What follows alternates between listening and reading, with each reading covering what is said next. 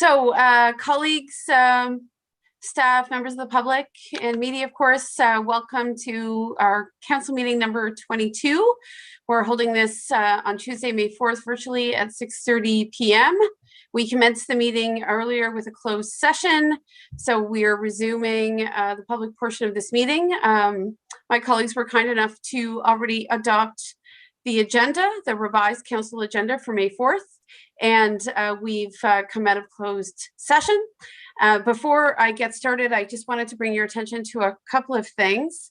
First of all, it is Mental Health Week, and Jill Sturdy, who is very much involved in communications with the municipality, encouraged me to draw your attention to the Canadian Mental Health Week. And I wanted to mention it at the beginning of our meeting because it's obvious that the stress of the pandemic is wearing down on many of us. I'm so pleased that our community is rallying, however, and I think overwhelmingly people are following those public health guidelines. As a consequence, our COVID numbers have dropped significantly. We're not out of the woods, but they're certainly dropping, and that's extremely encouraging. That being said, the disruptions to normal routines, the isolation, the fatigue is certainly evident.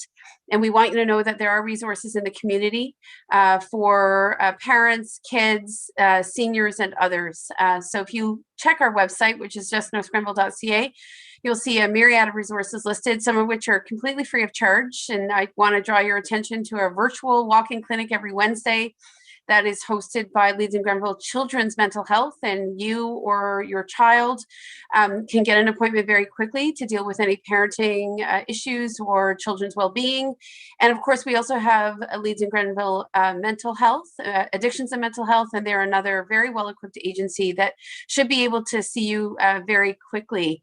Of course, there's many other resources. We have a number of private psychological and counseling clinics in North Grenville now, and many of them do only virtual appointments for obvious reasons and are happy to hear from you should you need to pick up the phone. So just to say, it's an important week to really draw attention to mental health considerations, and I don't think there's anyone on the screen this evening or watching or listening today who wouldn't recognize that the pandemic has taken its toll on all of us. So please do reach out. There are resources. Sometimes it's hard to believe that they exist, but they really do. The second thing I just wanted to bring your attention to, of course, is that this Friday, I'll be hosting alongside the Chamber of Commerce. The municipality is hosting, I should say, alongside the Chamber of Commerce, the first virtual mayor's address. And that will be an opportunity to do a bit of a year in review, a look forward. I'm really pleased that most of, I think, my council colleagues will be joining me, and we'll be able to delve into some of the issues that I think have been preoccupying us, not just the pandemic, but things like growth, investment, quality of life here in the community. So that's at 11 a.m. on Friday. And certainly Jill from the municipality asked that I encourage anyone watching this evening to just go to our website to register for the event. It will be a Zoom call. So without further ado, I will go to disclosures of interest and ask colleagues this evening, council colleagues, if they have any disclosures of interest.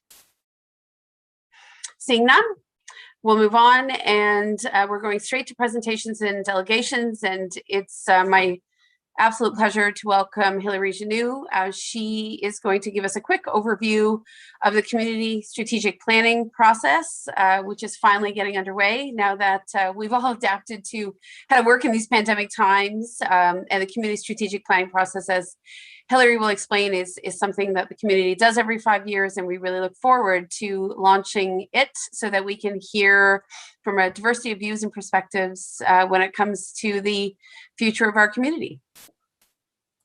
Go ahead, Ms. Genoux. Okay, perfect. Thank you, Your Worship and Council, for hearing this presentation tonight.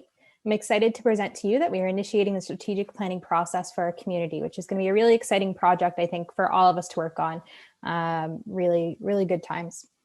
So I'm just going to give you a brief overview of the strategic planning process that we're going to be endeavoring on as an introduction for the project to the community. Next slide, please, Paula.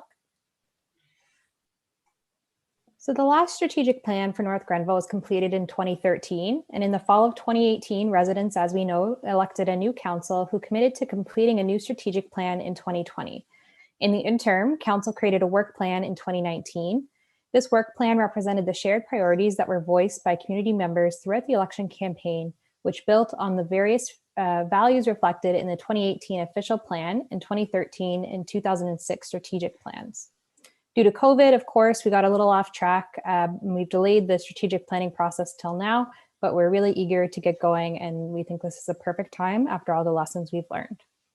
Next slide, please, Pollock. So right now we are currently finalizing the procurement process. And after that, we get into the exciting part, which is hearing from the community about what their vision is for North Grenville. This will include engagement with residents, businesses, community groups, youth, staff, elected officials, pretty much anyone who will talk to us. There'll be ample opportunities to contribute, including open discussion forums, surveys, the ability to write or call in if these options don't work for you or another community member. We, of course, want this to be an iterative process, so the results of the engagement will be fed back to the community to make sure we got it right and understand what the hopes are for a thriving North Grenville. After that, the plan will be finalized and we'll begin to act on this plan. The strategic plan will be a base for all future planning, budgeting, and reporting. It will guide council and staff in our work. The dates on this slide are just a general timeline, and a more precise schedule with engagement opportunities will be released in the coming weeks. When that time comes, we encourage everyone to share this information far and wide so we can reach as many residents, businesses, and all community members as possible. The Municipality of North Grenville social media channels on Facebook, Twitter, and Instagram, as well as the municipal website at www.northgrenville.ca are the best ways to stay up to date on the strategic planning process. Next slide, please, Paula. So as I mentioned, just a brief overview tonight, but we're really excited to get this going. If anyone has any concerns or questions in the interim, they can reach out to me at the contact listed here. And I'm of course happy to take any questions or comments from council now. Great, thank you. Colleagues, as you know, we've had a brief opportunity to talk about how this process may unfold, certainly at a 10,000 foot level. Any comments at this stage from Ms. Janou? I'm not seeing anything at this stage. Ms. Janou, we're excited to go down the path with the community. And I know it'll be a major preoccupation for yourself and staff. And we really look forward to those virtual and in-person opportunities, to consult the community. I've always said that I felt North Grenville was at the nexus. They were sort of at a choice point in terms of what it would look like, not just 5 years from now, but 20 years from now. I think we felt as council that the election was really a signal from the community in terms of some of the directions they wanted to go. So I know I'm looking forward to really digging in and better articulating and reflecting some of those perspectives. I'll go to Deputy Mayor. Yeah, just a quick question for Hillary. You probably talked about this before, but maybe the public or residents would be interested is North Grenville has done lots of different types of plans over the years. How are you guys dealing with that or compiling it or filtering it? What's the process there, or do you have one? Yeah, for sure. So one of the first steps that we've been working on already is an analysis of all the strategic documents that we have at the municipality. So that included working with each department to understand what strategic documents currently guide the work that they do, which ones are maybe a little outdated or need updating as well. So we've been looking at those documents, and the hired consultant will as well. And we identified some gaps. So we actually have a list of plans as well that we're going to be moving forward with after the strategic planning process is done. And the goal at the end of the entire process is that all of these plans will ultimately feed from the strategic plan. So it'll be kind of a funnel. We'll start with the strategic plan at the top, and this will help us guide all of our other strategic planning documents. Great, thank you, Hillary. Hillary, I think some people might ask about that consultation window being June through September. We've all been locked in our homes effectively for a number of months.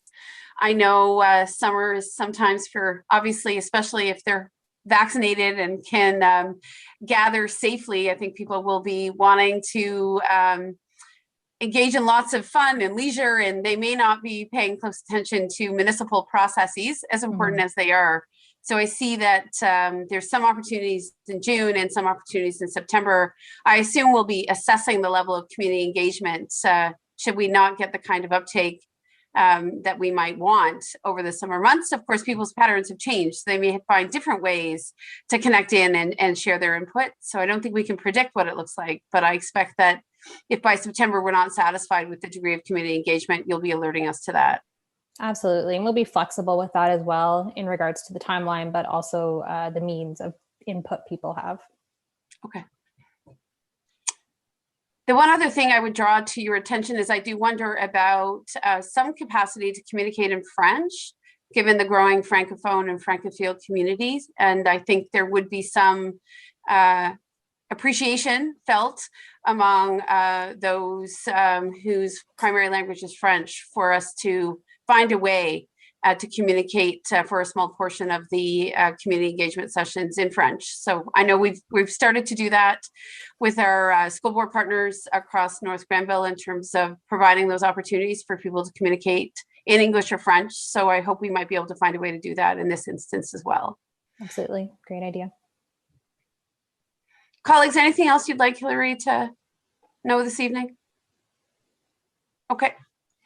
Then thank you, Ms. Janu, for your time. I know we'll be seeing lots of you in the coming weeks and months, so appreciate your efforts. And I believe we will have a motion, forgive me. Nope, it's just a delegation.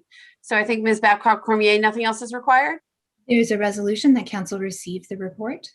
Okay. So Deputy Mayor, and I'll look for a seconder, please. Thank you, Councillor O'Sullivan, and that's to move and second receipt of the report. I'll call the question on that. All in favor? Good. Okay. Thank you very much. All right.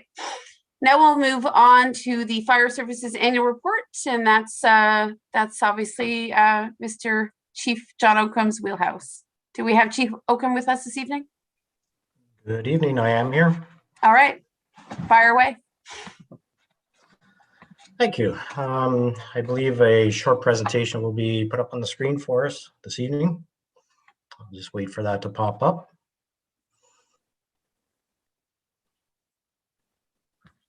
I think it will be here shortly. While it's loading, I'll start. So the 2020 annual Fire Service report before council this evening. It's a fairly lengthy report. It's about 40 pages in length. Tonight's presentation is just a short snapshot of the year 2020. So the data and information within the report before council is very specific to the year 2020 fiscal period, and the report provides statistical comparators from other years. Next slide, please. So within the emergency services organizations, such as the North Grenville Fire Service, one of our greatest assets is human resources. In the fire service, the dedication, the training, and experience of our staff are the #1 component of a successful organization. But I would say are one of the most important components of it. There's considerable investments that the municipality, the corporation undertakes, such as training, protective equipment, tools, fire apparatus, all which provide support to our volunteer firefighters for retention and keeping those individuals skilled and involved in our fire service. All fire protection services here in North Grenville are provided by approximately 42 volunteer firefighters. That equates to about 95% of the fire service. Next slide, please. In this slide is a comparison. It compares the year 2012 and 2020. In 2019, the North Grenville Fire Service embarked on a new and comprehensive recruitment program. There were 13 vacancies within our department that needed to be filled and bring the department back to full complement of volunteer firefighters. 13 vacancies in our department equates to approximately 31% of our overall volunteer roster. So during this recruitment program, we put an emphasis on placing a strong team of recruits that would commence at the same level and train together and advance together. And this would be our new recruiting team. So during 2020, 13 recruits advanced throughout the year, and they completed their basic training throughout the year, just as we had planned together as a team. The North Grenville Fire Service did see the resignation of 2 volunteer firefighters in 2020. Both of these individuals were unable to commit. The resignation of these 2 firefighters equates to about 10 aggregate years of lost experience. As a comparison on the chart, in 2012, you can see there was nearly 500 aggregate hours of experience, years, not hours, years of experience by our membership. And in 2020, you can see by the statistics provided there that there has been a decline just above 300 years. So what this statistic tells us, that North Grenville Fire Service is starting to look like a much younger, experienced workplace. The comparison also shows that our officer structure is remaining fairly consistent. The statistic shows that those that are leading our fire service here in North Grenville are turning over less frequently than the volunteer firefighters. Next slide, please. So retention of volunteer firefighters has grown to be much more difficult. We continue to work within a system that's over 100 years old, but with improvements, of course. There's significant interest by people in the community who would like to apply to become a volunteer firefighter. However, our retention, much like any fire department across Canada and North America, it can be problematic retention. And this is mostly due to the inability for individuals to be able to continue to offer the level of commitment that's needed in a fire service. The time demands that are required as a firefighter are increasing. There are more call-outs to emergencies. There is significant training requirements that is needed. Volunteers are less able to leave their place of work. They may be working longer hours, or they may be working away from home, so away from being able to volunteer with the department. And we're finding that volunteers are spending more time away socially at things such as sporting events, family events, weekend trips, vacations, things like that. Next slide, please. So North Grenville, as we know, has a land mass of approximately 352 square kilometers, which offers our community the luxury of both urban and rural living. So station number 1 is our main fire station in North Grenville, and really is our only true fire station in North Grenville, which houses all of our apparatus and our equipment. It also provides all in administration out of that building. Although we do refer from time to time station number 2. Station number 2 is fire service borrowed space out of the Public Works garage at Oxford Mills garage at that location. We have placed 2 fire apparatus within that facility, and that's to help improve fire protection services to our rural sector of our community. For example, from Station 1 in Kemptville to Bishop's Mills is over 25 kilometers by road, which would equate to approximately a 20-minute travel time by road. So strategically placing fire apparatus in Oxford Mills does improve our fire response to our rural area. Next slide, please. So North Grenville maintains fire apparatus that supports the level of service that is approved by municipal council. With the support of our council, these emergency response vehicles are not only maintained, but they're also replaced as required. I must note that our fire personnel, our firefighters, take great pride in the North Grenville Fire Service and service in their community, and they do maintain all fire apparatus in tip-top shape. It does extend the life of our vehicles, and as I mentioned, that's credit to the pride that's taken by our membership. A water tanker was approved for replacement in 2020. However, capital funds in 2020 were redirected to support the COVID emergency expense. So the tanker truck was delayed during 2020 and not replaced.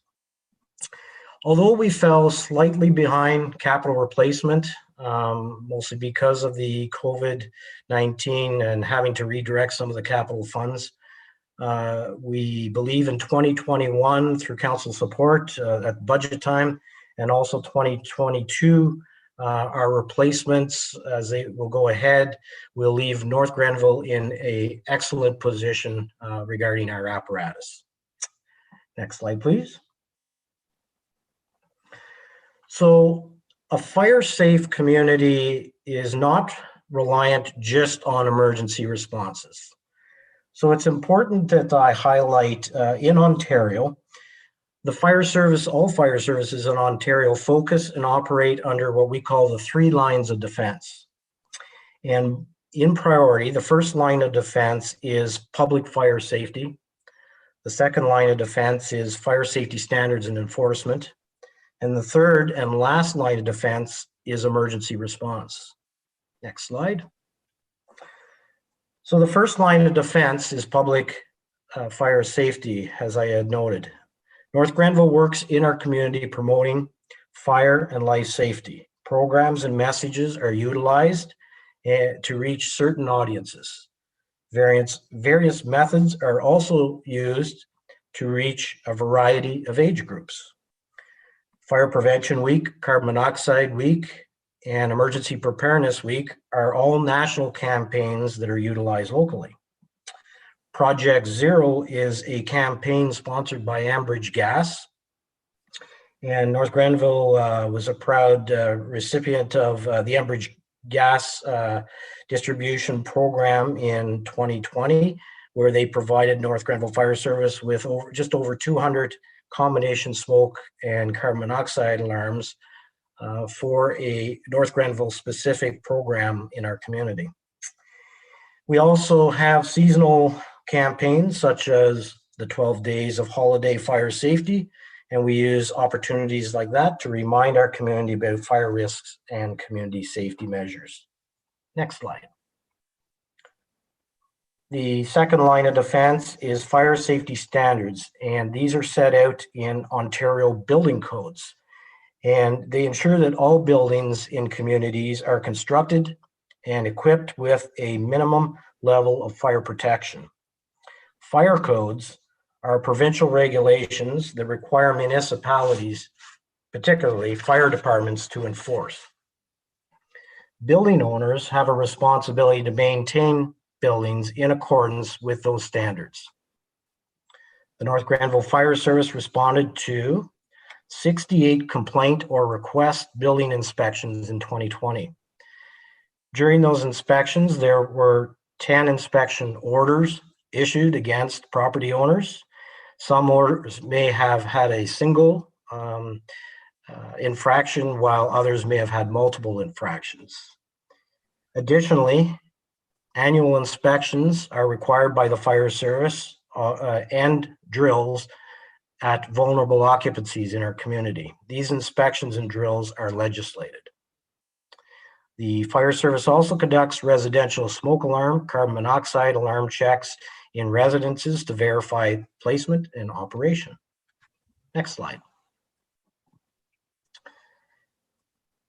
And the last line of defense is emergency response. So in this slide, we provide you with a graph, and the graph breaks down the total number of emergency callouts in North Grenville in 2020. So just over 300 callouts to the volunteer fire service in 2020. And as you can see by the chart, the leading number of callouts was to medical assists in our community. And the least number of callouts were to structure fires. So there's a couple categories there. I won't go through them all for council, but as you can see on the column on the right, I will just highlight one is called pre-fire, just so the council understands. A pre-fire condition is something like a pot left on the stove or overheating equipment, for example, or a smoldering item. These are calls that we respond to that have not resulted in a structure fire. Could have, but have been prevented to further result in a structure fire. Another one I will highlight is public hazard at 7%. A public hazard would be any condition in the community that presents a hazard to our community. An example of that might be electrical hydro wires that are down, and we need to protect the community until that's resolved. Next slide, please. A 5-year structure fire loss chart has been provided with dollar loss. And as you can see, the dollar loss has increased over a 5-year period, with the exception of 2017, was a very minimal fire loss year in terms of dollar value.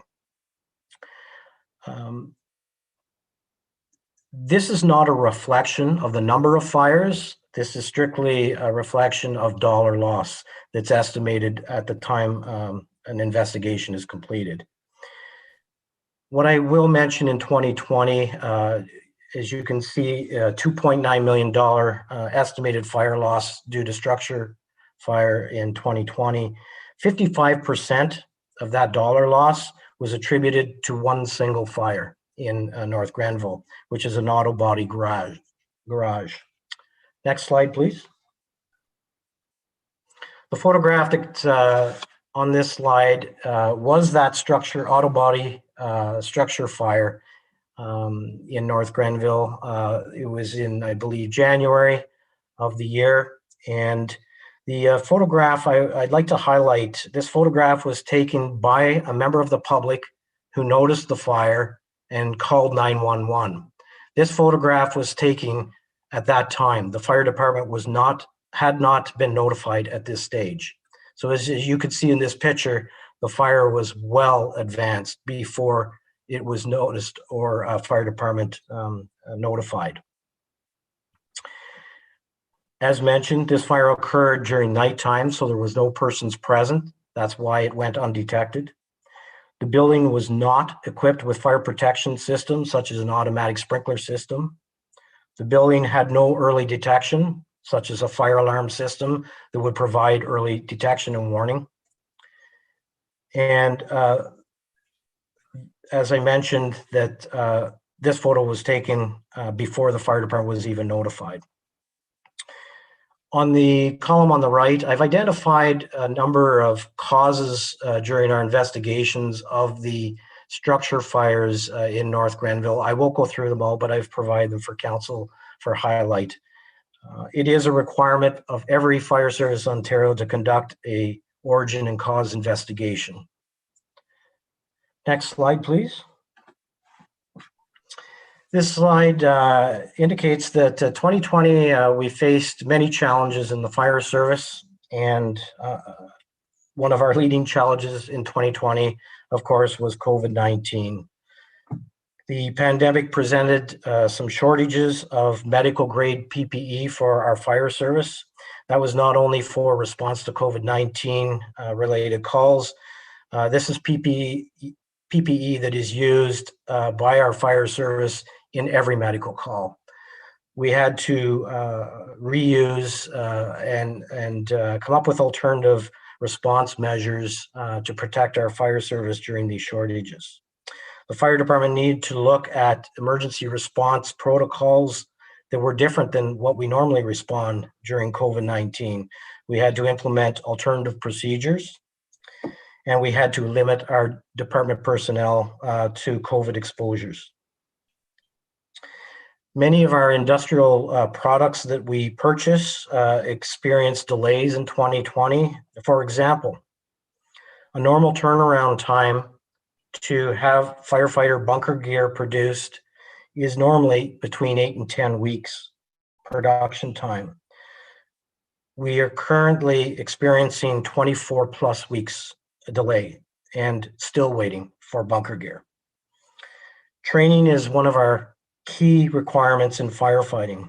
We had to implement alternatives to in-person training, and online training was utilized by our members so that they could continue a level of training, but safely from their home. Outdoor burning was also what I'll call a common product of COVID-19.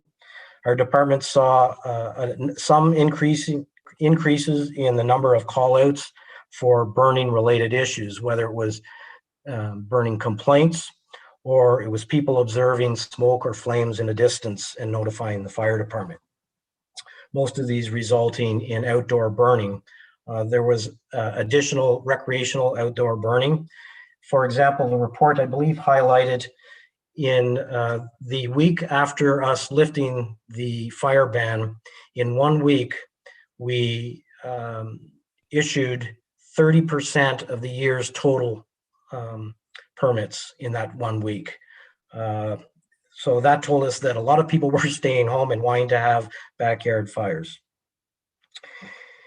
And our normal public education and public relation events were reduced in 2020 as we weren't able to be active in the community like previous years with COVID-19, but we did undertake some alternative methods to provide public education in our community.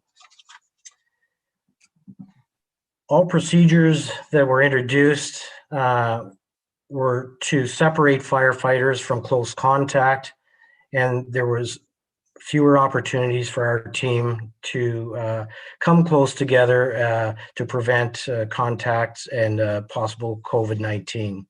Like every other person, every other business, and every other organization, COVID-19 restrictions placed additional stresses on our department. Next and final slide. And that completes my presentation, Council, and I'd be happy to answer any questions if there are any. Thank you so much, Chief Oakham, and I will open it up to council colleagues. I see Councillor O'Sullivan and I'm sure Councillor Strachan. I'll go to Councillor Strachan first, who is the council liaison. Just of course, as always, we appreciate the tremendous efforts of yourself and Deputy Fire Chief, as well as all the volunteers. Really interesting to get some insights into how the volunteer fire service is evolving, right? And certainly in need of expertise as new volunteers are recruited and equipped, obviously, to be of such vital service to the community. So thank you very much for such a fulsome presentation. I'll go to Councillor Strachan and then Councillor O'Sullivan. Thank you, Madam Mayor. Thank you very much, Chief Oakham. I think it's important to see some of these numbers, especially when we're talking about a smaller and volunteer fire forces as we have here, especially regarding the number of callouts and the importance of understanding that it's not simply about fighting fires, that there's a lot more that goes on a daily basis. I think that, perhaps this is an opportunity also to remind the public that when there are certain protocols in place about not burning and so on, or not burning in certain areas, that it does place an additional stress on the volunteer firefighters who need to respond to these calls, which could be avoided when there's there's no imminent danger. So thank you very much for highlighting those numbers. I think that the impact of COVID-19, certainly, I think we could see that across all sorts of different either sectors and so on. But in this case, I think that highlighting the fact that everything from equipment that is vital to fighting fires and to protecting residents of North Grenville, as well as doing it in the proper way via training, and then also allowing residents to be able to protect themselves with education, how all of those things are impacted by the measures that are put in place because of COVID-19. Thank you for putting that in the context of the firefighters world as well. The key part about replacing the assets, I mean, there's the managing assets, which, certainly the pride that is shown in that the firefighters take care of the equipment very well and so on is very important. It does, it's a preventative maintenance. It's not just to make the trucks look shiny. It does make them last longer as well, and prevents all sorts of other things from happening, or things being noticed ahead of time to be able to make sure that trucks can last longer and function better as well. So I hope that as we go through the process of looking at the asset management, that this will provide some certainty as far as the equipment replacement, in a timely manner as well. One part that I would sort of like to get some feedback from you on is the volunteer recruiting process. And, I think that it's well understood that, there's a lot of extra demands being placed on everyone. And especially when it comes to COVID, the additional family pressures and so on, and work pressures.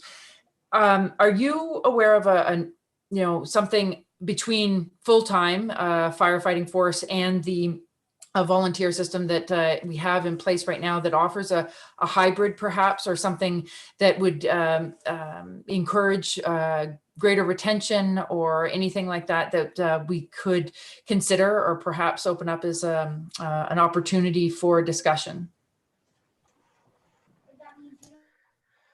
Thank you for the question. So it's an area that certainly that we look at, and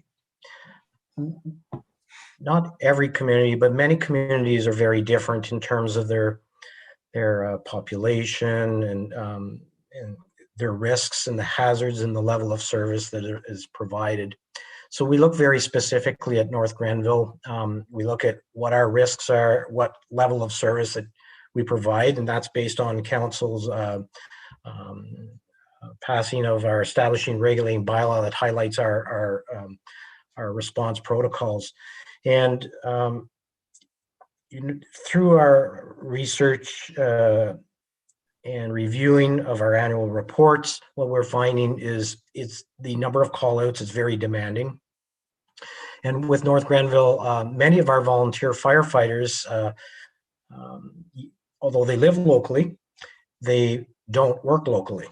And during normal, I'll say, work hours during the week, we have a very small complement of volunteers available during the daytime to respond to emergency because they're out of town or working away. So when we do recruitment, we do look at things like that. We have to look at very key areas of what our needs are. And when we recruit, we have many great individuals that we could take on, but we do have to look at their availability to commit and provide the level of service that we're providing. Sort of a hybrid is in a business plan that I've put together.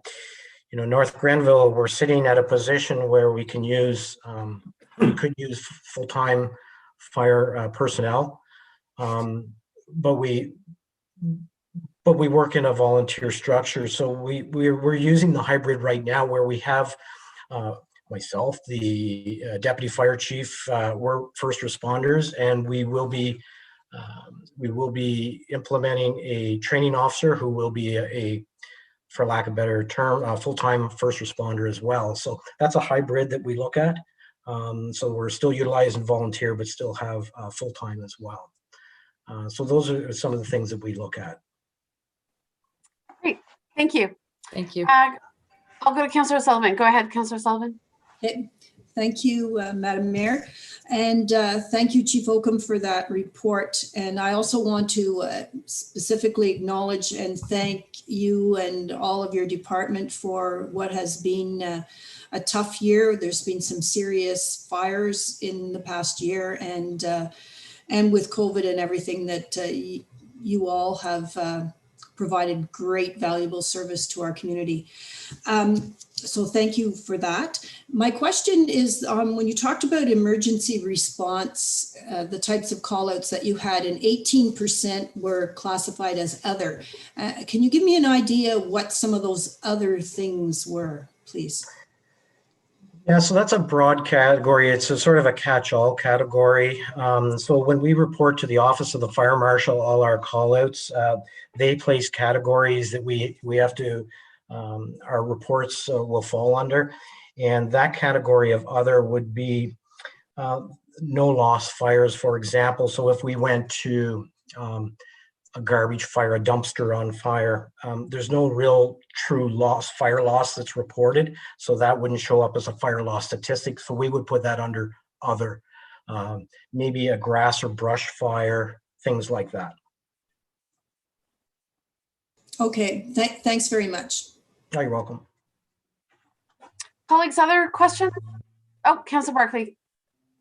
Yeah, thank you for the report, Chief Holcomb. And I just want to follow up on Councillor Strackeryan's question.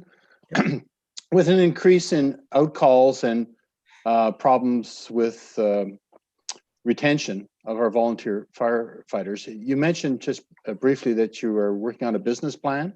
Is there a threshold at which we are going to have to incrementally move towards full-time first responders? You know, we're a growing community. The calls for service are going up, and we're having trouble with recruitment and retention. Do you have any perspective on that? Is that years away or imminent? Councillor Barkley, I'm going to actually go to Mr. Dyke for this. The issue of fire services is a hot one at the county. So we've been having some discussions about some of the efforts and reflections at a county level where there was a fire service review as well. So I'll go to Mr. Dyke first. Sure, welcome. Thank you, Worship, and through to Councillor Burke and the rest of the council. Yeah, this is a service level piece that we're continuing to monitor. As the mayor did mention, there was a fire service review that was done at the county level at the upper tier that looked broad-based across it. We're currently working our way through that, and we'll have a report back to council in short order. With respect to the change in service, I think it's important to soften the data brought in place right now. We're very well served by our current volunteer service under Chief Holcomb's leadership. And it's a significant service level change that we'd have to look at in great depth and bring a lot of information back to council before we even started getting into the no, it's not meant to in disrespect, but any hypotheticals with respect to what the threshold would be, because that would require the study, and that would be diving deep into the aspect of the call volume and the nature of calls, the demographics of our community as we grow. And so that'll be part of our growth planning as we go forward. And as we evaluate our other services, like the public works that you're deeply involved with, Councillor, as we evolve that service and part of our review, the same would happen with the fire service as well. So that's something that we're keeping an eye on, and we're working through it incrementally, but also working at it through it with our partners at the county and through Chief Holcomb's leadership. Great to hear. Thank you. Great, thanks. Colleagues, I am conscious of time. I think I don't see any other hands at this point, so I am eager to move on because we do have a full agenda this evening. Of course, I think, again, thank you to Chief Holcomb, Deputy Fire Chief, and all of our volunteers and staff, our fire prevention officer, among others, who do their best to keep North Granville safe. And echo Councillor O'Sullivan's words, it's been a really, really busy and exceptionally challenging year. So thank you again, and thank you, Chief, for such a fulsome report. All right, then I'll move on. We have a third item under delegations this evening, and that, of course, is the request that we received to proclaim a day of action against Asian racism in particular. This came to us, I think, directly to my inbox, and it was referred to the clerk's office. And there is no doubt that there are a number of different communities, including Perth, Ontario, here in Eastern Ontario, of course, that have taken the occasion to declare a day of action against Asian racism in particular. And of course, that is in recognition of the heightened hate-based actions that many Asian Canadians, many Asian North Americans among others, have faced, often in light of COVID and unfortunately enabled by former U.S. President Donald Trump, among others. So certainly, I think as a community and as a council, we endeavor to be fairly proactive in calling out racism, certainly where we see it. And I think it would be fitting that council proclaim May 10th, 2021 as a day of action against Asian racism here in North Grenville. So I'd be looking for a mover and a seconder for that motion. I see Councillor Strakian and Councillor O'Sullivan. Thank you. Thank you to both of you. There was information provided from, I think, the city of Burnaby. And I note, again, locally here in Perth, the same actions were taken for a day of action on May 10th. Any comments or colleagues on the proclamation? Seeing none, I'll call the question then. All in favor, please. Good. Thank you, colleagues. And I know Jill Sturdy will be working alongside others to really bring awareness to the day, especially in these COVID times. Appreciate it. Okay, we'll go on to our consent agenda. There's a number of agenda items on the consent agenda. Colleagues, I think you've had a chance to review them. I've flagged that I would like the Mayor's Youth Advisory Committee to come off the agenda, not to extend our meeting this evening, but just to highlight a couple of elements of the committee that I think are important for council, obviously your consideration, but also for the community to become aware of.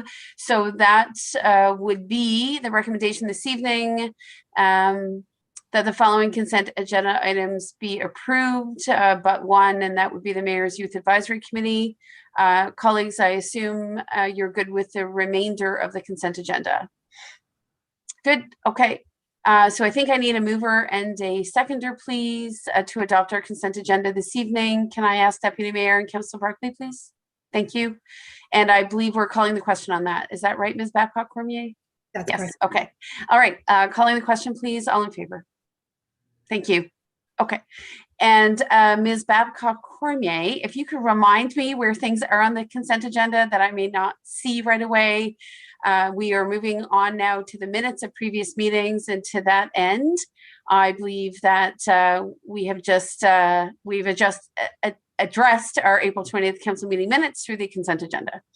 We have, Your Worship, but if I can just interrupt to say that there was a motion to receive Chief Oakham's. Oh, okay, no problem. So I'll ask Councillor Strakian then. And Councillor Barclay, can you move and second the receipt of Chief Oakham's report? Thank you. All in favor, please? Thanks. Thank you for that. Thank you. Okay. So we don't need to deal with the minutes this evening, Council. They're there for your edification, as well as the communities, of course. Under reports, Office of the Chief Administrative Officer, we've received and had a quick discussion on the strategic plan launch. Mr. Dyke, is there anything else you want to say? No, we're good. Just that we're excited to finally start the program, Your Worship. Okay, perfect. Thank you. And thank you for your leadership and getting that underway. Under finance, we have the enterprise lease agreement, fleet vehicles, enterprise, the lease agreement for fleet vehicles. When it comes, I think, to the business entity, which is enterprise. I have a motion before me. Are we hearing from Mr. Brookman or someone else on this? I'll be speaking to it, Madam Mayor. Okay, so why don't you go ahead now? Thank you. Thank you, Madam Mayor and Council. I will just, I'll leave the report as tabled and just briefly run you through what we've been doing since September of 2020. So as I was getting used to my new role as the Director of Finance here, I was looking at some of our expenses, and one of the major expenses, of course, was our fleet vehicles. So we took on an internal task to identify an effective vehicle life cycle for the municipality's fleet vehicles. We're trying to maximize potential equity at the time of resale. What was happening is we were holding on to some of our vehicles a little bit too long. They're becoming very expensive to maintain, very expensive to run, and we were running into issues where we would get to a point where we couldn't even drive the vehicles. Very rarely, but occasionally that would occur, and then we would be in a hurry to try to find a new vehicle. So I looked at options there, and in September 2020, we engaged the Local Authority Services, LAS, to propose a new fleet management strategy. So LAS is associated with the Association of Municipalities of Ontario, the AMO, and they're a preferred provider of competitively priced and sustainable cooperative business services, which means really they've gone through a proposal.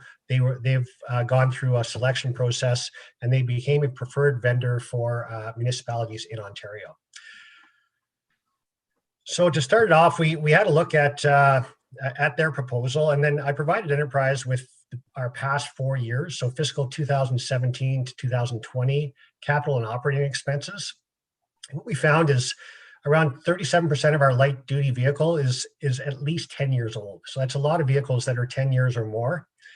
59% of the light and medium duty vehicles are at least 6 years old. So we've got an aging fleet, and our average age of our fleet is around 7 years. So some of these vehicles predate our anti-lock brake stabilization.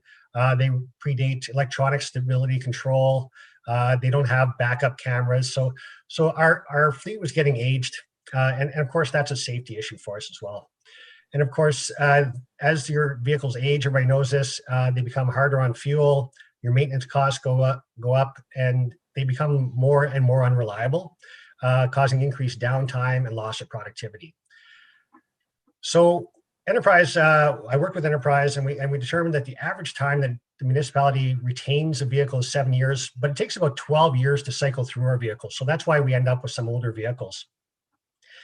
And we did some math. We sat down and figured out that the municipality could save just over $37,000 per vehicle by buying and selling at an optimal time versus buy and holding the vehicles over 12 years.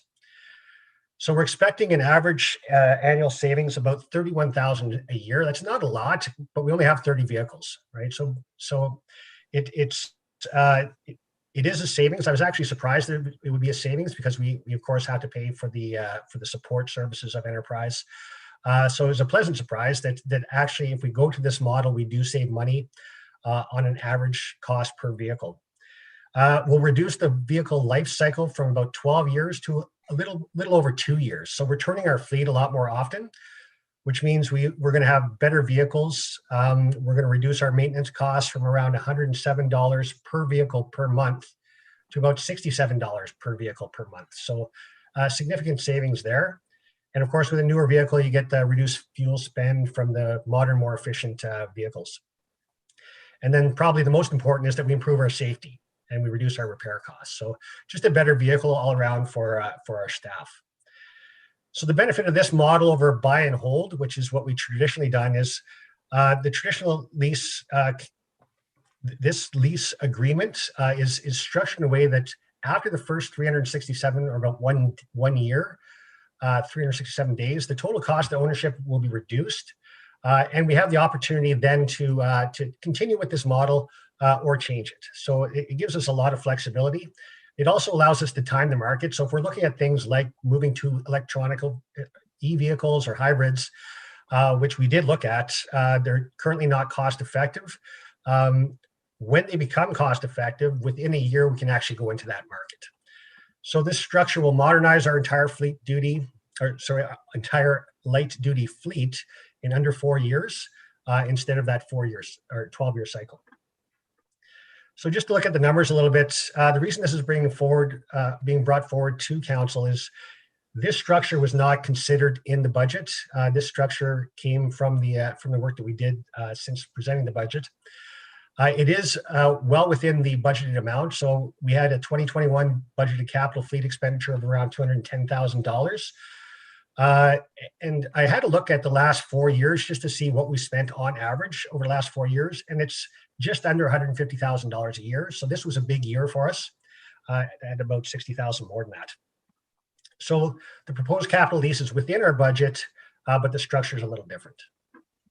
Great. So yeah, so just the final comment is just on that operating cost. So I just wanted to highlight for you that operating costs across the 30 vehicles is just under $100,000. We'll reduce that by about 25% by going to this model. And that's sorry, Madam Mayor, that's the conclusion of my report. If there's any questions, I'm open to answer. Not a problem. Can you just describe, Mr. Brookman, what those 30 vehicles are used for? I mean, largely public works, but I just for my own clarity and others, those vehicles are largely in service to what end? So across the organization, really. So Public Works is our biggest consumer. I worked with Public Works quite a bit on this proposal. Yep. We've got Public Works, we've got Parks and Rec, of course. They need their vehicles to get around and service our parks and recreation areas. We've got a couple vehicles with EPS. So for our bylaws officers, we're looking at hybrid vehicles for the bylaw officers. Right. And then we have a couple vehicles for our building department. So Okay. it's in total, it's 30 vehicles.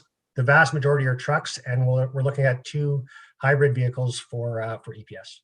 For bylaw in particular. Correct. Okay, great. That's helpful. Thank you. Colleagues, any questions on this? Okay. Councillor Barkley, quickly, go ahead. Quickly, okay. Not quickly. Thanks. Sorry. Quickly enough, Councillor Barkley. Go ahead. Yeah, quick for me. Thanks, Mr. Brookman. I encourage you to continue doing the math, as you put it. So with this new arrangement, you said instead of a 12-year cycle, we could possibly have a 1-year cycle and enable us to get into electric vehicles faster than under the old system. So I look forward for that opportunity, and I know it won't happen until the numbers make sense. So thank you very much for the report. My pleasure. Okay. Any other comments before we move on? I think we do thank Mr. Brookman. I think you're bringing a fresh set of eyes to the municipality and to the books. So I think some long-term thinking obviously is in everyone's benefit, especially the taxpayers. So appreciate your careful attention, Mr. Brookman, to areas where you see there is some room for improvement. Appreciate it. So Councillor Barkley, would you like to move the motion in regards to the lease? I'm just referring to the motion in question. That is that council authorize the municipality to enter into a master equity vehicle lease agreement with Enterprise Fleet Management Canada and authorize the Director of Finance, Treasurer to execute the agreement and renew it on an annual basis for up to 5 years, subject to the cost being within the annual approved budget and satisfactory performance of the services by Enterprise. Can I have a seconder for that, please? Okay, thank you. I'll take Deputy Mayor. And then Mr. Brookman, I did note that the value of the leased vehicles will be returned to the municipality upon the expiration of the lease for each of these vehicles. And that appears to be an important consideration for the municipality in terms of entering into these longer term leases. Absolutely. Okay, good. So I see no other hands, so I'm going to call the question. All in favor, colleagues? Great, thank you. No dissent on that one. Thank you. Thank you, Mr. Brookman. Thank you, Madam Mayor. Okay, we'll move to Office of the Clerk. You'll see, Council, that there is the resignation of both a member of the Health, Wellness and Fitness Advisory Committee, as well as a resignation of a member of the Heritage Advisory Committee. I understand from our closed session that this evening, we are ready to appoint, if I recall correctly, a member to replace our vacancy on Health, Wellness, and Fitness. Ms. Babcock-Cormier, would you be able to read a motion if we're prepared to do that this evening?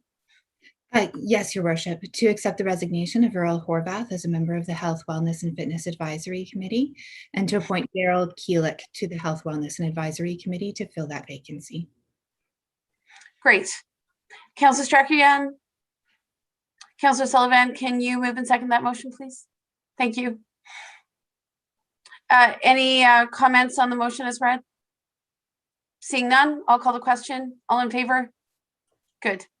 And I think in both instances, we want to thank certainly Mr. Earl Horvath, as well as Ms. Allison Toms for their service. I understand that Ms. Toms is relocating outside of the community, so we wish her all the best.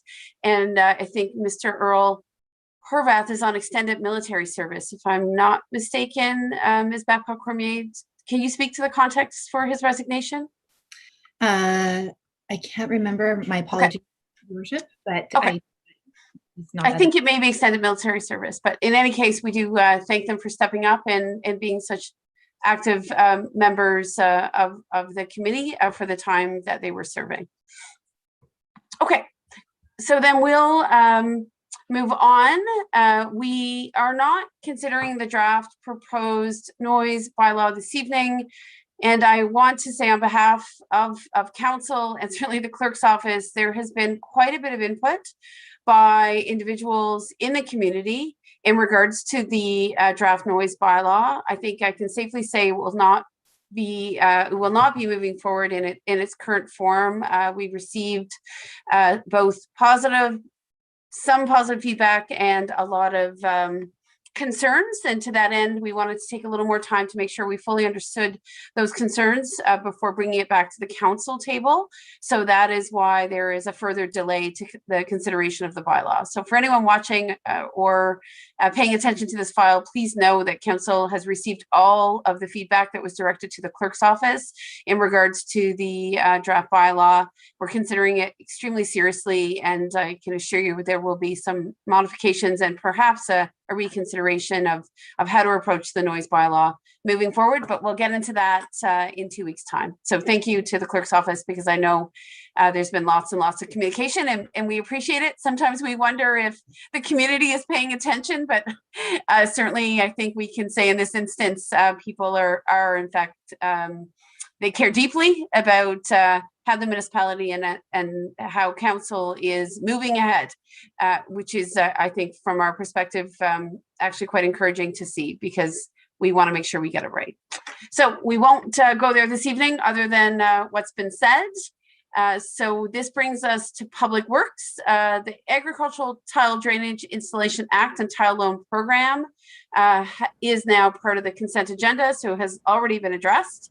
But we would like to thank the Advisory Committee on Rural and Agricultural Affairs, who certainly brought to the attention of myself and Councillor Barkley some considerations that were fairly important and that informed what happened tonight. And I believe Councillor Barkley will speak to that potentially later in the agenda. Tile drain loan application, Ms. Babcock Cormier, are we dealing with that, or was that also on the consent agenda? It was not on the consent agenda. I didn't think so. Okay.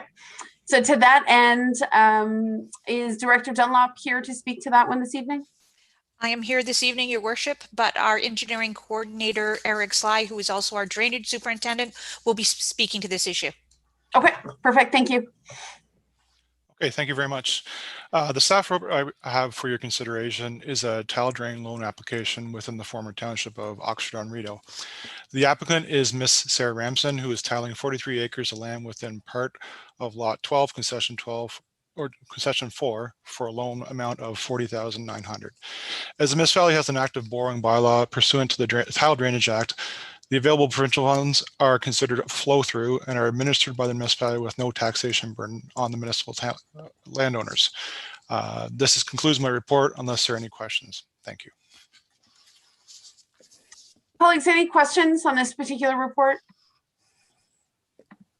I am not seeing any. So with that in mind, I'll look to Councillor Barkley as Council Liaison for Public Works to move this item. And I'm just moving down. Apologies, I lost my place. This is the recommendation that council support the tile drainage loan application for part of Lot 12, Concession 8, Geographic Township of Oxford-on-Rideau, to be approved to a maximum of $40,900, subject to the availability of funding. Councillor Barkley, you'll move that, please. Good, and I'll look for a seconder. Deputy Mayor, thank you. I'll call a question unless there are comments. Nope. All in favor then, please raise your hands. Good, thank you. And thank you, Mr. Sly, for being here. Appreciate that. And now we'll move to transportation policies, and that's an update. And I believe Director Dunlop, is it you or someone else on deck for this one? For this one, Ryan Bro, our operations superintendent, will be speaking to the item, Your Worship. Perfect, thank you very much. Mr. Bro, welcome. Thank you. Thank you. Good evening, all. I'm here tonight to discuss several items related to the Transportation Policies Project, which we have consulted Paradigm Transportation Solutions Limited As you know, the municipality is currently going through the process of updating the North Grenville traffic calming policy and speed limit policy. The consultant is also developing, through the same process, a truck routes or good movements policy and an overall road safety strategy. Firstly, I would like to provide an update regarding the budget for this project. The project was originally approved under the 2020 budget, but was not carried over into the 2021 capital program. As such, the remainder of the project, approximately $47,000 plus applicable taxes, will be funded through the 2020 reserves. This means that there is no net financial impact through the 2021 budget. Next, I would like to provide an update regarding the status of the project in its entirety. Currently, the traffic calming policy, the speed limits policy, and the goods movement policy remain in draft form. The Public Works Department will begin to utilize these policies in their draft form during our regular transportation-related assessments. This process will allow for the policies to be tested and further refined to ensure that they meet the needs of North Grenville. Once these policies have been sufficiently tested, they will be brought to council, including any modifications, should they be required, for final adoption. Secondly, the Public Works Department, through consultation with the Police Service Board, OPP, internal staff, and the consultant, has strategically delayed the development of the road safety strategy. This was due to several external processes being amended. Once these processes and protocols have been amended, and once further information is provided regarding the future structuring of the Police Service Board across the province, the consultant will include this information as needed in the final road safety strategy for North Grenville. This strategy, as well as the previously mentioned policies, will be brought to council once finalized at a later date. It is currently anticipated that this will be during the summer months of 2021. This concludes my report. Thank you. And are there any questions? Thank you, Mr. Rowe. We appreciate it. I have a question about what testing the policy means to you or to the Public Works Department. So when you say you want to test out what I presume are new draft policies, and you know this is an area where council's had a lot of enthusiasm. We have a lot of anxious residents who have requested stop signs or traffic calming measures right on streets or roads for which they believe there are chronic issues. What does it mean to test out the draft policies? So in the development of these policies, obviously there was some consultation with respect to North Grenville specific needs. Historically, we've based our policies with respect to the transportation related items off of the TAC, Transportation Association of Canada guidelines. And historically, we've seen that this doesn't necessarily align specifically with the needs of North Grenville. So through all the consultation, we've tried to make sure that this policy, although it meets the guidelines of the higher guidelines, we also have more focus on North Grenville. So we've developed policies that we believe do meet those higher standards, but we want to make sure that that we can provide over the next number of years policies and assessments that will meet the needs of our residents. So obviously in the past couple of years, these assessments have been increasing in numbers. So we will be going back in the major areas to reassess those areas that maybe there has been communication in the past and that have not met any warrants, but potentially will moving forward. So we want to make sure, almost as a pilot project, not necessarily an official pilot project, we just want to test to make sure that we are bringing policies to council for final adoption that really represent our residents. Does that make sense? Yes, that's very helpful. I appreciate that explanation. It's certainly useful. So it sounds like you're trying to test what the bar is, given the appetite, needs, and sort of technical considerations, right, of the municipality and the appetite and needs, certainly of residents as we've heard them. So trying to bring all of that together. Definitely. Okay. So so just before I go to Councillor Barkley, I think do eagerly await the adoption of these policies. So you believe you'll have enough time between April and the summer of 2021 to sort of give these policies a go before they get adopted? Yeah, is that the timeline I'm hearing? Definitely. I think the major unknown right now is the information regarding our police service board. If we do want to get the road safety strategy finalized and everything like that, so we don't want to delay it too far. We just want to have some information regarding that, even if it's general. We want some information included there, as well as from the assessment perspective and testing these policies. I know that there are a number of new assessments that have come in already, and as well as those ones that we have on our list of let's check these areas for a second time to make sure that we have the right recommendations. So short of any further COVID delays, we do anticipate having enough time to get these assessments done. Okay. And to that end, when you receive a request for an assessment of an area, when it pertains to road safety, are you not addressing these until the new draft policies are in place? Are you waiting to conduct those assessments, or are they ongoing? No, they're ongoing. Typically, we do complete less over the winter months, Right. but typically when the summer months get going and people seem to be speeding up, let's say, we do get a number of them, and we've been completing them with the condition. We always state that yes, we do have policies that are in development, and as soon as those policies are completed, we will be reassessing those locations to make sure that we are recommending the appropriate measures. Okay, great. I'll go to Councillor Barclay. He's been patiently waiting. Councillor Barclay. Yeah, I just want to add a little bit more context, and Ryan has mentioned we need to coordinate through the Police Service Board with the OPP, because if we're charging with them to do some enforcement, we need to be on the same page, basically. And recently I've worked with Acting Inspector Kingsley and Ryan at looking at the Police Service Board protocol for handling resident traffic concerns. So there's a number of different moving parts, and I appreciate that we can start testing over the summer months some of the ideas that have come forward in terms of developing a Made in North Grenville road safety program or policy. So it's slow moving, but we have to bring everyone along at the same time, Police Service Board and the OPP. So I just wanted to provide that context as well. Great, thank you, Councillor Barclay. And obviously you speak in part in your new capacity as Chair of the Police Services Board, so appreciate that insight. Of course, I'm also on the board, so know how much I think the Police Services Board is eager to ensure that all sort of elements of road safety align. So thank you, Mr. Bro. I'm just looking to council colleagues.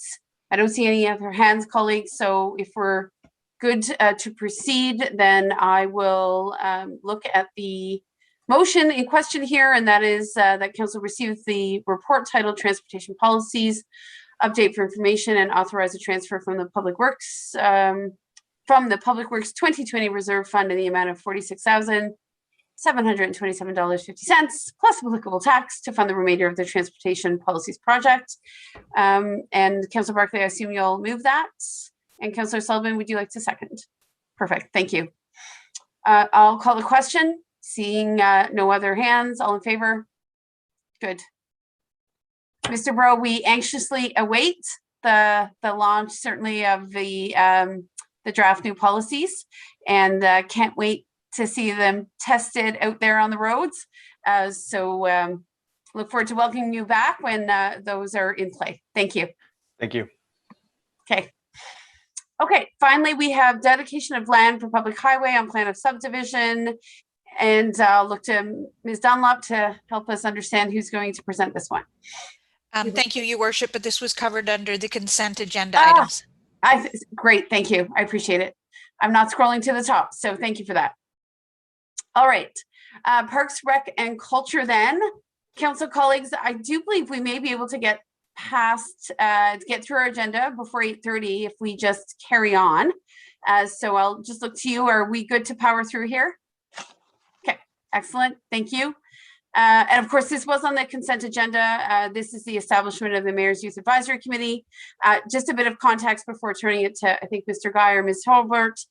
Clearly, this is something that I committed to in running for mayor many years ago, what feels like many years ago now. We had worked, as you know, with our own staff and the public health unit to get preparations underway for North Grenville's first ever youth summit. And obviously COVID has delayed that significantly. Certainly the plan had been to establish a youth advisory committee under the auspices of the mayor's office once we had an opportunity to hear from a diverse array of youth about some of the issues they cared about, and also to help them understand the value of serving on this committee. Certainly, I don't think it is prudent to wait any longer. I'd like to see the Youth Advisory Committee established, and I want to thank colleagues who took a look at some other youth advisory committees under the auspices of a mayor or premier, what have you, to get a bit of structure for the committee. It's really about recruiting some really qualified and diverse youth to this particular opportunity to learn a bit about local government and to also understand that they can have influence and impact. So that's the context for the establishment of the Mayor's Youth Advisory Committee in this moment. And I don't know if Ms. Hurlbert or Mr. Guy is here this evening in case they want to add more. Thank you, Mayor Peckford. It's Mr. Guy. Mr. Hurlbert had another meeting this evening that she had to attend. No problem. Yeah, you've laid it out there quite nicely. In terms of the Youth Advisory Committee, I think from our end, there's no currently existing opportunities which consistently seek out and involve the youth demographic in our local government. Specifically, youth consultation has been done occasionally, either informally or through partner organizations such as the Kemptville Youth Center. Without a formal avenue to engage youth, they may feel apathetic or may feel they have no voice as it relates to the community they live in. Intentional and consistent engagement of youth in municipal government assists in the development of civic pride and responsibilities. I think the Mayor's Youth Advisory Committee can provide youth with a structured opportunity to have a positive impact on the committee through support for issues and causes they are passionate about. The terms of reference that was developed commits to providing opportunities for youth to learn how to engage and influence local government to improve your community, shape local programs and services to address youth interests and accessibility, help local government incorporate youth perspective, and develop leadership skills within our youth. Also, a part of the terms of reference include a minimum of 6 youth volunteer members, ages 15 to 23 years of age, with representation from each of the local secondary schools. The term of the committee would be run during the school year, September to June. And the Mayor's Youth Advisory Committee would see assistance through the Parks and Recreation Department as well as the Mayor's office. Great, thank you. Thank you. Any questions? Councillor Strakian, go ahead.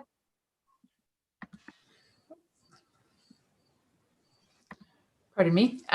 Yes, thank you, Madam Mayor. I have a couple questions. First of all, I think this is a great initiative. Hopefully there'll be some interest and uptake from various youth within our community to be engaged. I have a couple of questions regarding volunteer members, and I guess I'll just ask them in succession, and then Director Guy or Madam Mayor, whoever's going to answer this, can do so all at once. The age range is 15 to 23 years of age. I'm just wondering, just looking at how some of the schools are structured here, some of them secondary school does begin in grade 9, which isn't 15, it is 14. So I don't know if that age was chosen intentionally because of other, I'm not sure, requirements that need to be met. But I'm just wondering if the consideration could be made to lower that to 14 to allow for participation from all of the schools that have secondary school starting at grade 9.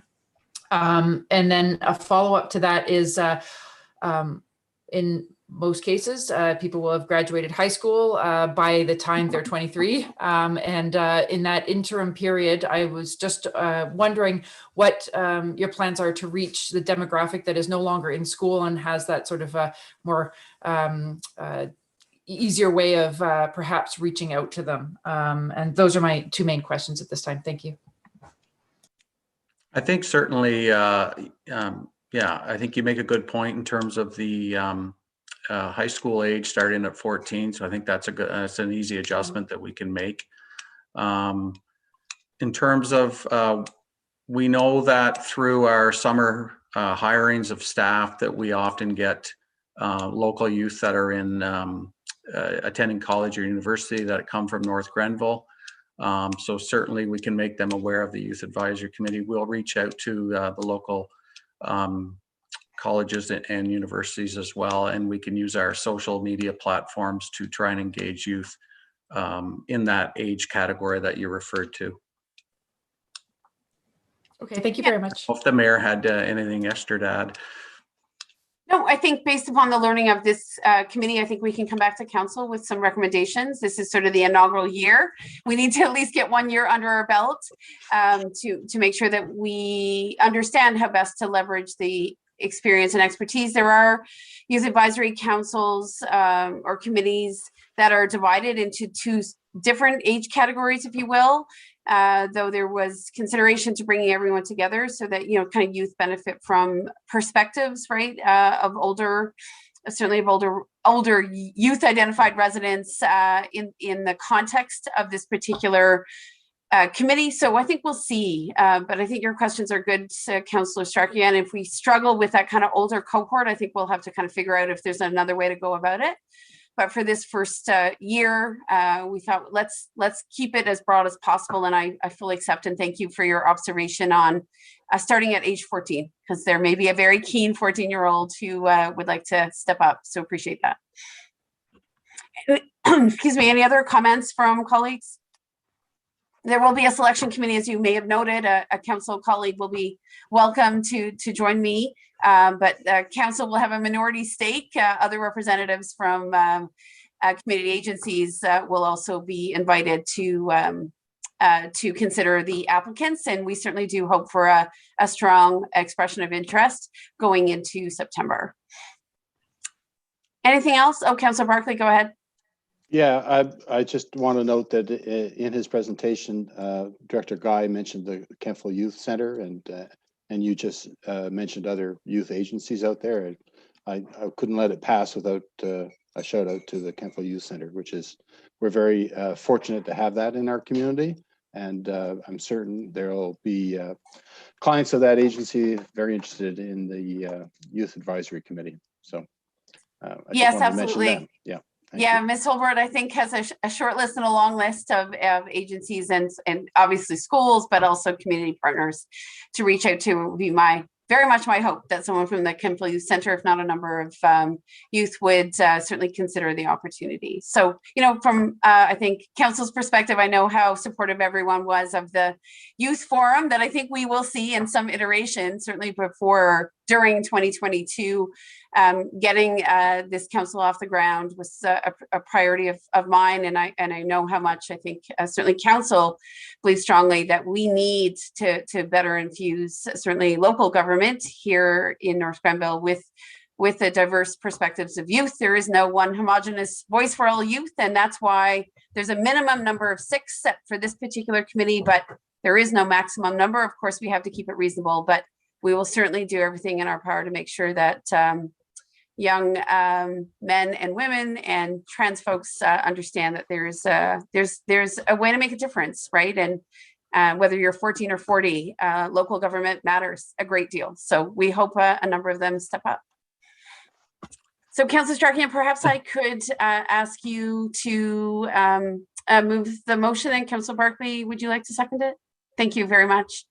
And that is that council supports the establishment of a Mayor's Youth Advisory Committee in accordance with the attached terms of reference, direct the Clerk's Department to work with the staff liaison to recruit committee members for the 21-22 school year, and to approve and enact bylaw 4521 to amend Schedule A to bylaw 4719. Welcome to local government, any youth who are watching, to establish the terms of reference for committees of council and establish Schedule B9 terms of reference for the Mayor's Youth Advisory Committee.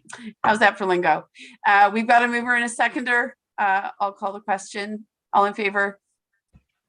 Thank you. And thank you, Mr. Guy, for your work. And I know Ms. Holbert will be on deck as well. So appreciate your time and support. Thank you. Thank you. All right. So we'll move on then. Colleagues, we have received the 2020 Fire Services Annual Report. I think we all remember what a fulsome and important contribution that was to tonight's meeting. We've dealt with correspondence through the consent agenda, and I believe that's true for all sets of minutes. Ms. Babcock-Cormier, is that the case? That's correct, Your Worship. Excellent. So appreciate, certainly council's service to a number of those committees that are presented here this evening: Accessibility Advisory, Old Town Campbell BIA, and of course, Public Library. Appreciate that. I believe we've dealt with all the bylaws that required consideration this evening. Is that correct, Ms. Babcock-Cormier? That's correct, Your Worship. All right. So with that, we are now in a period of questions from any member of the public, of our community, or any member of the media. Any questions this evening? I did see Paulina here this evening. No questions from me. Thank you for the opportunity, though. Thank you very much. Thank you for being in attendance. We appreciate it. Members of the public, Ms. Babcock-Cormier, I understand there may have been a couple who joined. Any questions from members of our community this evening? I may see one connecting to audio, so we'll just give him or her a second. That individual has been connecting to audio throughout, so I suspect. Okay. But there is still one member of the public in attendance. Okay. I don't see that person looking to announce themselves this evening. Heather, could you please confirm that you haven't received anything by email? That's correct, Your Worship. Okay, great. I appreciate that. So if that's the case, colleagues, as I believe it is, certainly if there is a member of our community watching who has questions, they are more than welcome to reach out to any member of council, or certainly to the clerk's office or to the relevant director. Please feel free to do so. But in the absence of any questions, I'm going to move us to the close of meeting. And to that end, we have a confirmation bylaw, and I'll have Ms. Babcock-Cormier read that this evening. That bylaw 49-21 to confirm the proceedings of council at its regular meeting held on May 4, 2021 be adopted and passed. Excellent. So looking for a mover and a seconder who would like to confirm. Deputy Mayor and Councillor Sullivan, thank you very much. I'll call the question. All in favor, please. Good. And a motion to adjourn. Councillor Barkley, Councillor Stracher-Yan, would you like to move and second adjournment this evening at 8:02 p.m.? Seeing that you do, I will call the question on adjournment. All in favor, please raise your hands. Excellent. Thank you to staff, to certainly council colleagues. We're well earlier, well before the curfew that we were so perilously close to the last time. So enjoy your evening, and thank you very much for being here tonight. All the best. Stay safe. Thank you. Have a good night. Thank you.